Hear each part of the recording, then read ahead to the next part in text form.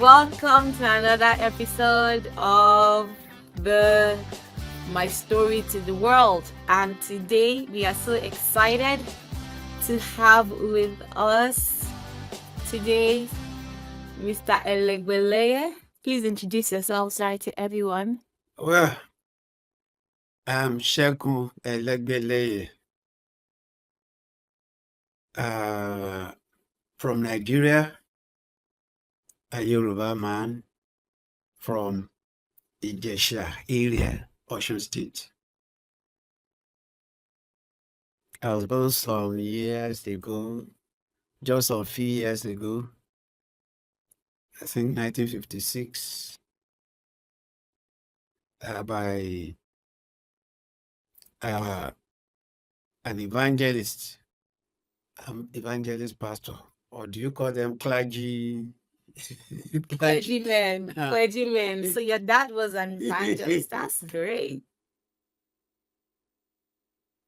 And my mother was a trader, trading in fabrics. She died when I was just about a year old. Whoa, what happened? Well, I was told, she was a bit rich, and she was the one really behind the husband working, and then they planned to build a bigger church. I think three of them came together to build a very big church. The church is still there now in Ibadan, very near Polytechnic.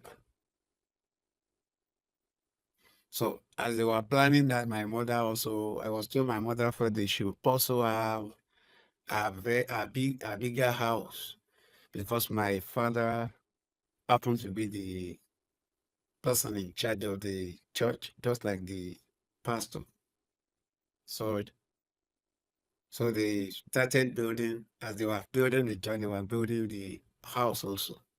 I think when the house was completed, she was invited to go there, see what they've done.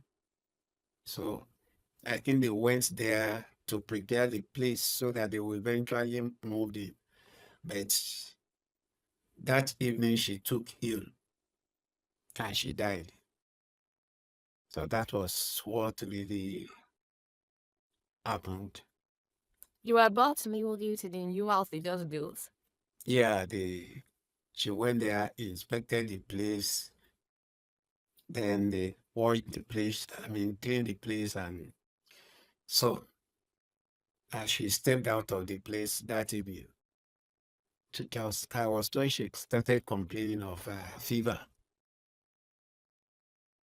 She just, and that was all. Wasn't that strange? Well, that was long ago, so I didn't know much about it. But I think that it really also affected my father. He was depressed, and we were four of us were children. I was the last one. So with that, the children were now scattered among the relatives, and I think he was depressed. So I think he also took ill. I know that by the time I was in primary one, he came to our school to bring me out, and then I followed him to where he boarded a bus to Elisha, where he died some few weeks later. So that's You were orphans early. Primary one, that's so young. How old were you? ah, well, maybe 7 or so. Yes. But we thank God for everything. I think God had been faithful. It had been very difficult, but when I look back now, I think that well, there was a time I will complain about the hardship and so many other things there. But as I started going out, looking at children under the bridge and so what would have happened to me if want people to take care of me? Maybe I would have ended up under the bridge also. Mm. So I think that I have to thank God for that. In fact, what I could complain to be the hardship then eventually turned out to be God teaching me to whom I am today. I could do a lot of things. I could cook. I could whatever. I mean, whatever the food I could do, I could cook in the kitchen. Then very young, I started maybe selling things, hawking. So I hawked a lot of things, oranges, granite, what do you call it? This granite something, kuli kuli, anything like that. I go hawk. My hands found out that whatever I put my hands on will prosper. So whatever came out then, she will just buy and tell me to hawk. So I was really doing that. How were you doing that? How were you able to sell so quickly? I don't know. In fact, it got to it stage when Biafran war was about to start. You know, we were living in the house. We were living there because I grew up in Ibadan. In that same house, we have an Igbo man, we have an Hausa and Yoruba. So the Igbo man there wanted to sell his shop. So my uncle, who happened to be a teacher and headmaster, bought the shop and handed the key to me. I think I was in primary three then. So I developed the shop. So I would stay in the shop till beside the shop, there was another person selling palm wine. So we used to sell a lot of things, including beer. So people like to mix beer with palm wine. So sometimes we dey stay till 11, 12 before we close. Though, I mean, those periods usually, they really help me. So when people were complaining about hardship, I was already, I was already used to it. But they don't make you eat out of what you sell, or how? Oh, everything has been counted now, so you can't eat. Oh goodness. So So you grew up with your uncle? yes, I grew up with my uncle. I think he died around 1996. He was a gentleman. I look back now, I could see he carried a lot of loads. His own children were about five. And then there are so many other people attached to him. So that may be the reason why the wife, my aunt, gave some. I look back and I said, maybe if I had that type of load, maybe my wife would have behaved the same way, taking care of about 12 people, meager salary. So I think better I think that really God used it to develop me. I was able to become someone, and then my uncle then was moving from church to church, and he favored these Aladura people. So they also contributed to my problem. How? How do you? It was very early. Like Mm. one of them quickly pointed out that I will become something in life, and that made people to set eyes on me negatively. So, but God eventually saved me. I would have died very early because of that. How we yelled that?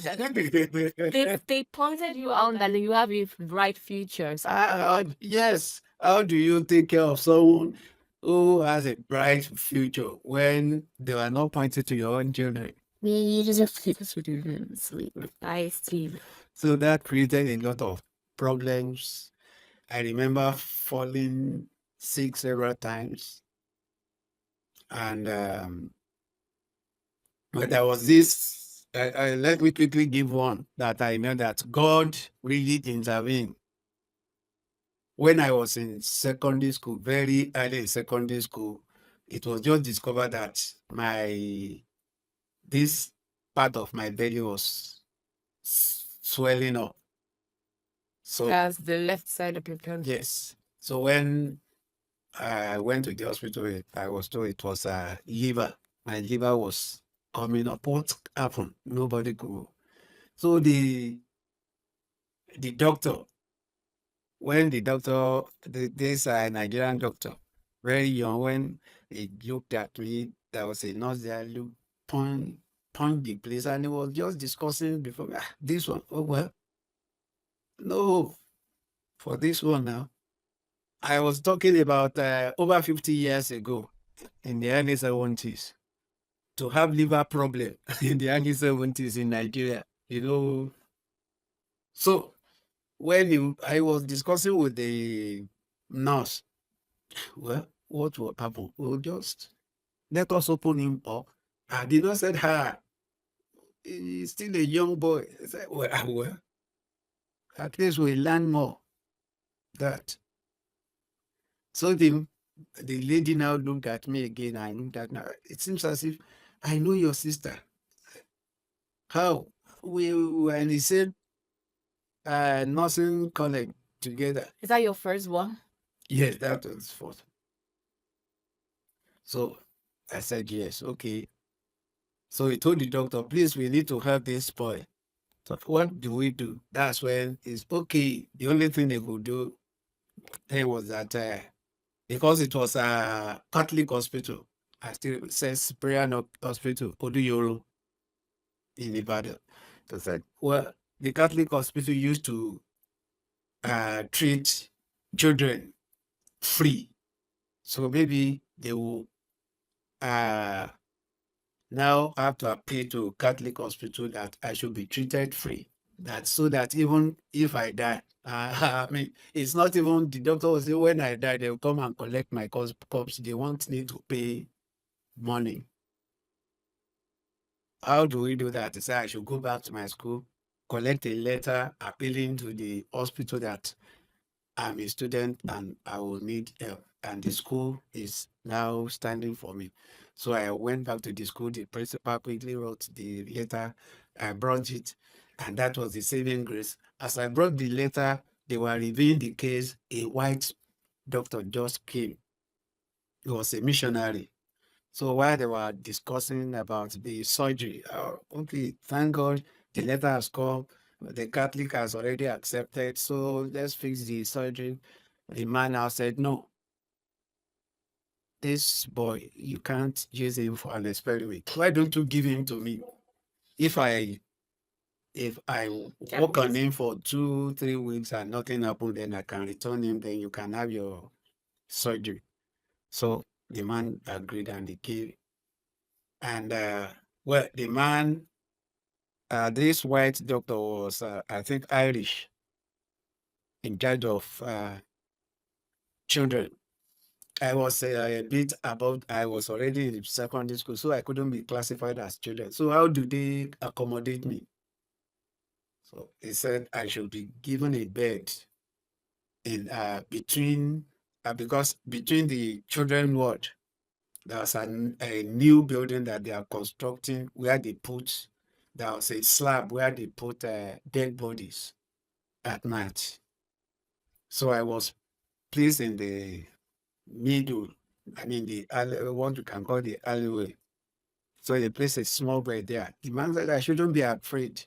They were just building the mortuary then. So, and you know, with the mentality of Africans, if someone should die at night, they don't want to, the mortuary was far, far into the bush. So they wouldn't like to go there. So they would deposit the corpse near. In the morning, they take the corpse to the mortuary. So while I was there, a lot of time they would just deposit the corpse. I'll be looking at the course the other side. I was lying on the bed there. So all those things developed me. I wasn't really afraid. And thank God the man continued taking care of me. I spent 17 days there and I was okay. What was it for?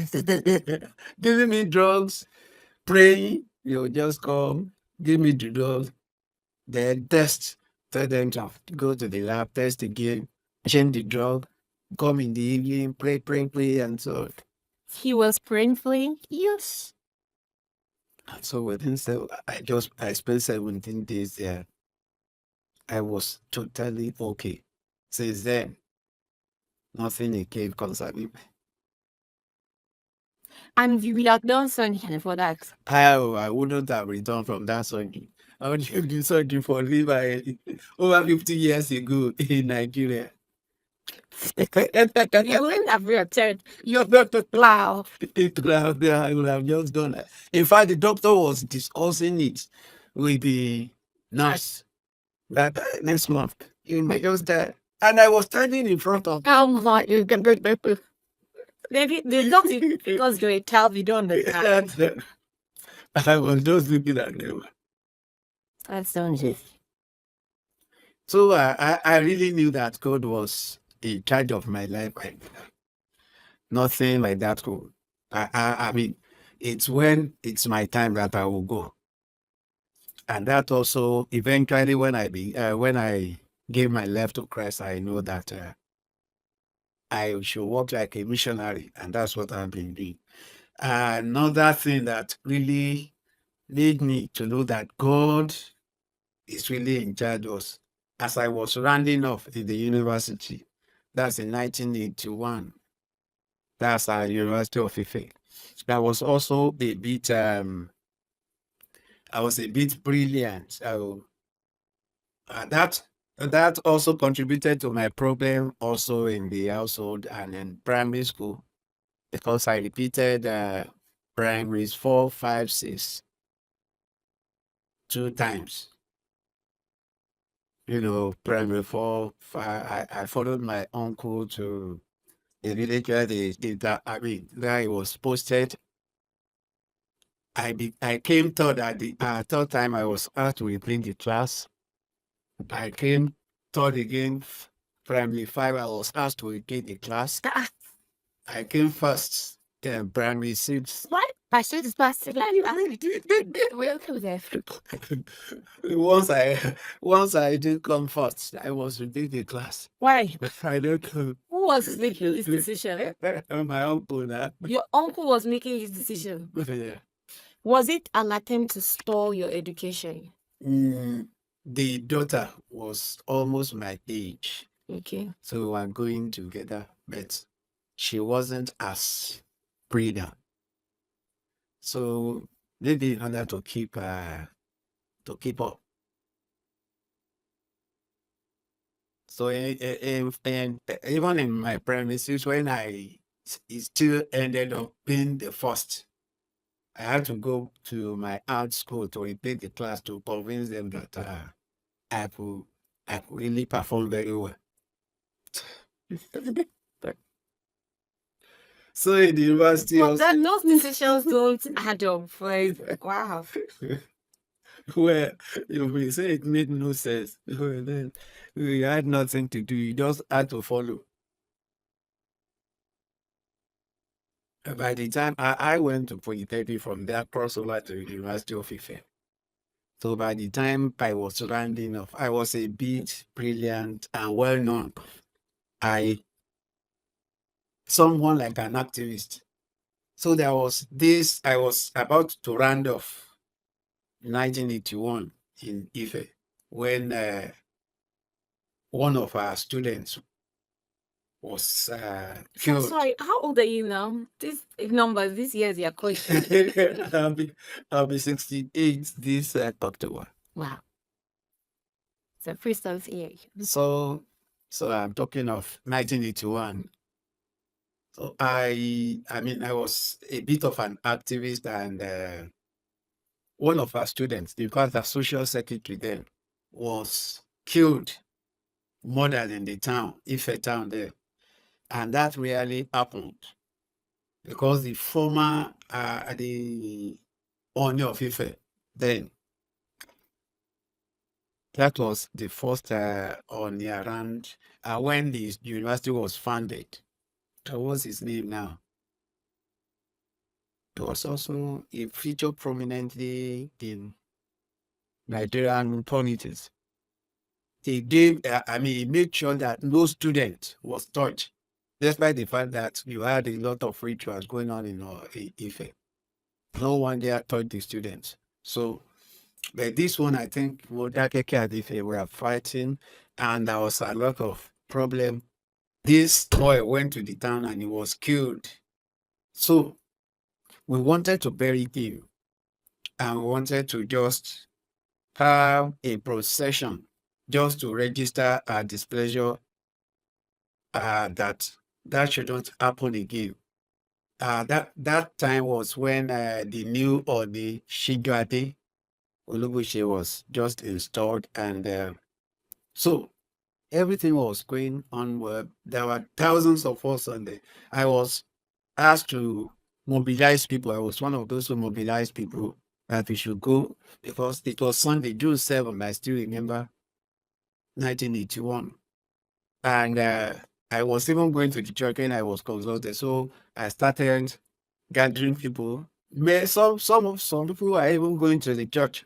I told them, please, just let's give this man, I mean, the burial, and then we can. The following day, we had to start exam. So it was peaceful. We marched through from the campus to the gate, about 5 kilometers. We marched through and we were going to the town to the burial ground. Suddenly, we met this detachment of policemen. So people are afraid. We told them, just wait. I went to the policeman with one other man. So we explained this what we are going to do. You can see there was nobody ready to fight. There was rain, some showers that morning. So the ladies were holding umbrella. So I said, look at there, about 200 meters off. Just look at nobody was carrying stone. People, whatever you see there, umbrella. So because of today, it's supposed to be a peaceful match. So the man, I could still see his face, very young, a mobile police officer. So he said, okay, there could be problem. That's why we are here to, make sure that there's no problem.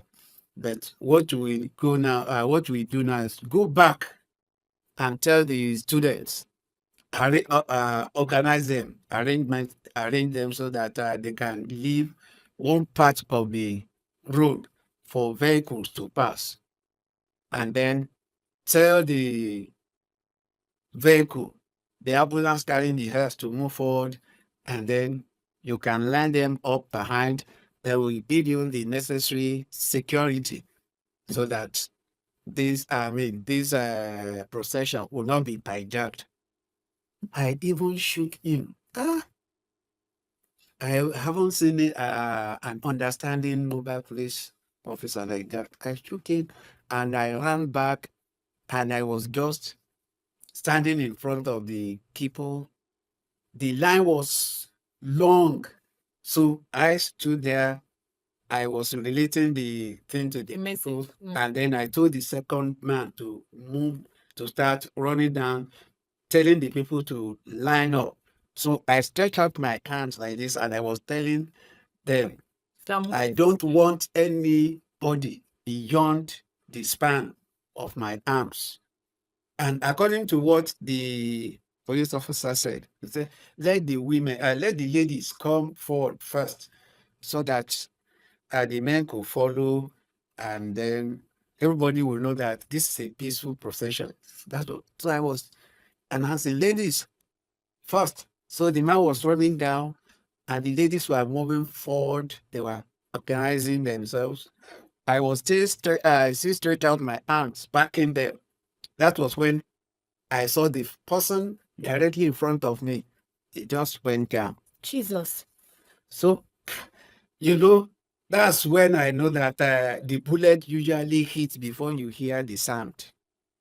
So the lady went down. I thought that something was wrong. That's I bent down to help her.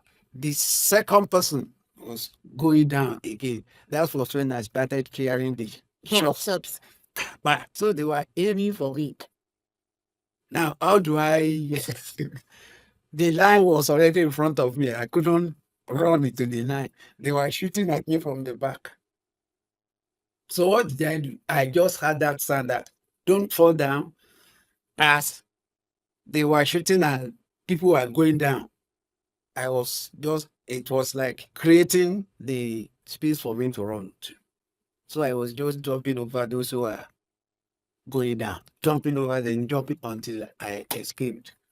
So the bullets now started coming, but I was able to escape. Many students were killed. I was, How many students died? ah, the governor there was Bolaigi.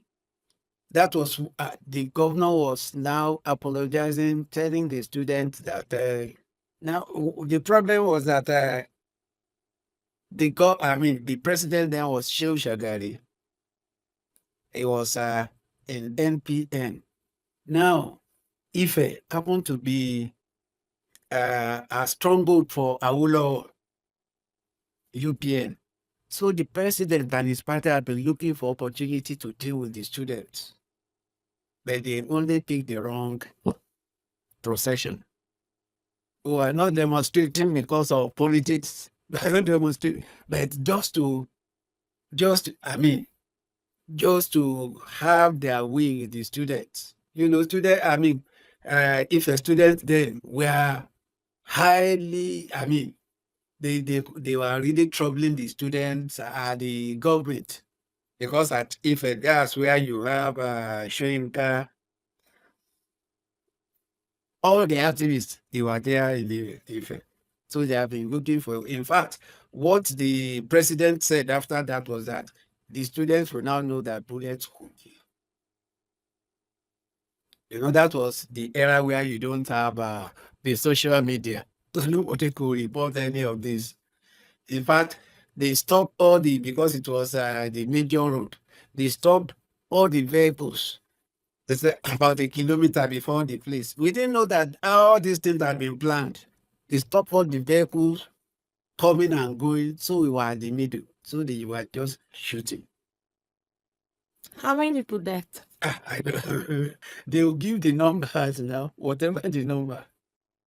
Ganifa and me was mad, but there was nothing you could do. You could only shout and shout and shout, nothing came out of the thing. They just buried the students like that. That's June 7, 1981, when I escaped. I call it public execution because I was just standing there packing those. You will let all the crucifixion. Yes, I was just, and I was giving instruction. Nobody, everybody fall in line for bullets were just coming like that, and all the bulletry. I don't know, just maybe just like this. What's his name? Trump. The first one I just moved the head like this because it was the lady directly in front of me that first. And you don't even know where it hit her. I did. In the head now. It hit her head. Yes, it was going down. I didn't know. I thought She fainted. I thought it was yes. That's when I quickly moved down just to bring her up. That's when I saw that the next person was going down. That's when I started hearing the sound. So the bullet hit before you hear the sound. Now, yes, I had that experience. It was the first time it hit. If I had known it was bullets, I won't be helping anyone now. But I just saw the lady going down, and as I moved, I saw another person. That's when I now started hearing, bah, bah, oh, they were shooting. I was aghast. Then they gave instruction and we are following the instruction. Nobody was fighting. For a whole month, I couldn't gather myself. In fact, that time, If I could get a gun, I would shoot any policeman on sight. Because recently we had something like NSAS in Nigeria, where the youths went one toll gate in Lagos Yeah. and then they opened fire on the air. So that means these things they've done them. You know when the Bible says nothing new, That's not new. like That's why when I listen to all these young people, I say, "Hey, oh, you old people, and so you have been too timid. They didn't know what we have faced." It was because they have all the social media. They can capture all the events. Then there wasn't any capturing you could do. All the, I mean, all the uh, news houses. What do you call it? The television, the radio houses belong to the government. So what do you want to do? so I feel it's important. I'm so happy that I came here to literally there's something like I never knew something because I know of when you said June 7th, I know of June 12th, one of that day in Nigeria. Yeah. As in, there are some things that have happened in the history that if nobody shares it like you're sharing it right now, you won't even know. Like an eyewitness, all that believe is all that experience. So wow, so I don't know, for someone watching, what would you speak or how would you encourage someone or for a young person watching of these things you shared, what like main lessons or what key takeaways should they take from this? Well, the struggle continues. The only thing is that I don't think anyone should waste their lives for something like this. Even now that we have the social media, people can capture a lot of things. You know that with AI, they can also they can also do a lot of fake things and say that you are lying. Politicians, you cannot trust them. Anything can happen at any time.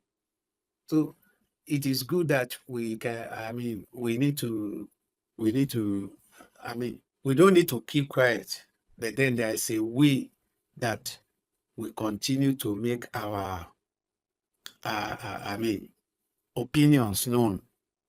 And when you look at the third world country, look at what happened in Kenya.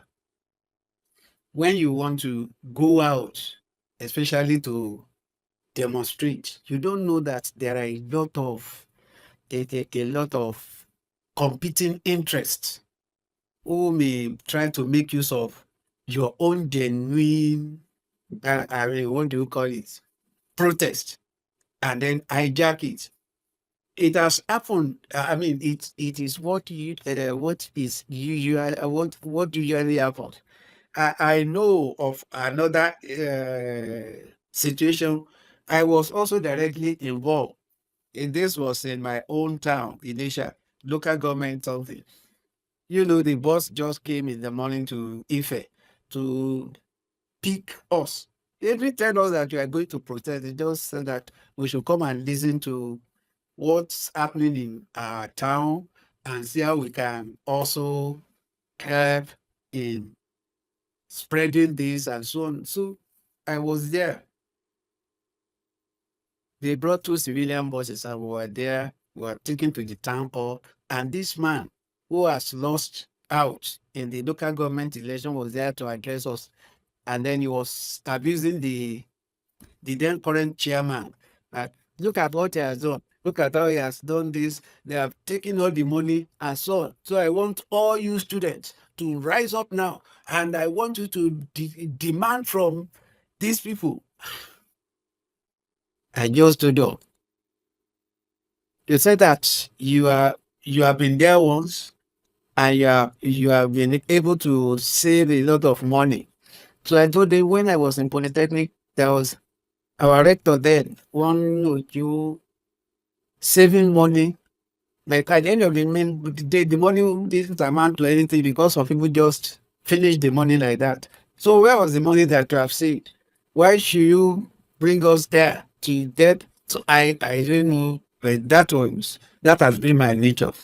What I did like, I will just start. I have, they have prepared all the something that people should carry. Like it was now I look back and discover that I just scattered their plan. So they changed it. I said, well, you people can come, we could put you up for election. You know, I just marched out of the place. They didn't take anyone back to Ife from Malaysia. That in find the way back. Because now, what would have happened was that the people, I mean, this man have already positioned some thugs in the town. So it will be the person who arranged for you to come. And then when you carry the placards and you are going, he has organized the thugs to attack you in the name of the opposition. And then he will now say that it's the opposition. And the students will now be fighting the opposition, not knowing that. He said all this. So you don't trust the politicians at all. They are ready to kill anyone just to accomplish their aims. So don't trust them. When people are saying, now we are going to do it and so on, and you trust Nigerians. Nigerians, they can talk. They know that people are easily moved by their speech. But just look at their look at their origin, look at their background, you find out that they are lying. Look at Nigerian politicians. How many of them are stayed in one party? And they'll be run from one party to another, and then they start abusing that party. When that party wouldn't win again, they move to another party, still start abusing. So you don't trust them. I don't trust politicians.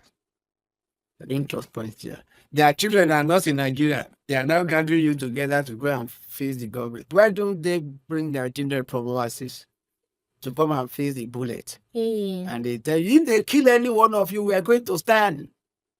Stand for your own children. Bring them and stand for them. So I don't want, I won't trust any politician. If you ask me what to do with Nigeria, I don't know, because I've been trying to give people hope for a long time.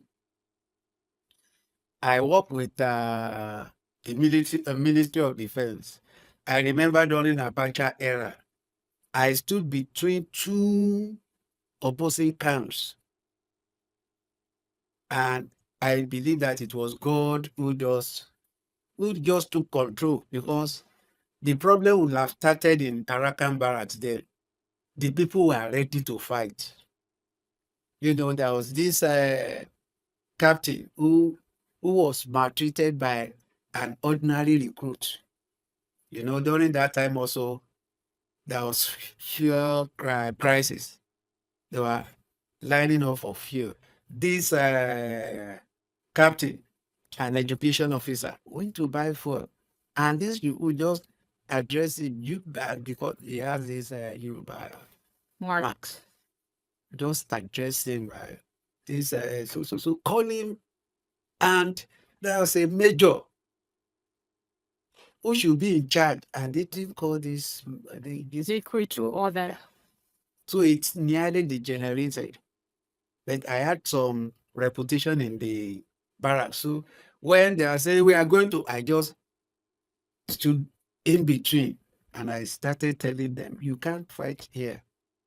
They will just kill every one of you, and Nigeria will still continue after you have gone. They can even raise your family, and Abacha wouldn't cry. Nothing will come out of it.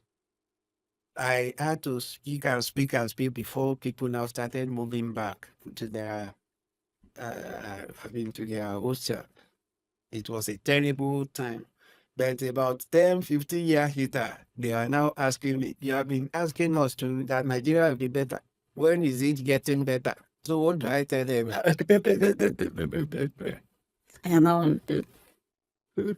So the struggle continues. So just the struggle continues. It continues, and first make yourself or your family the sacrifice.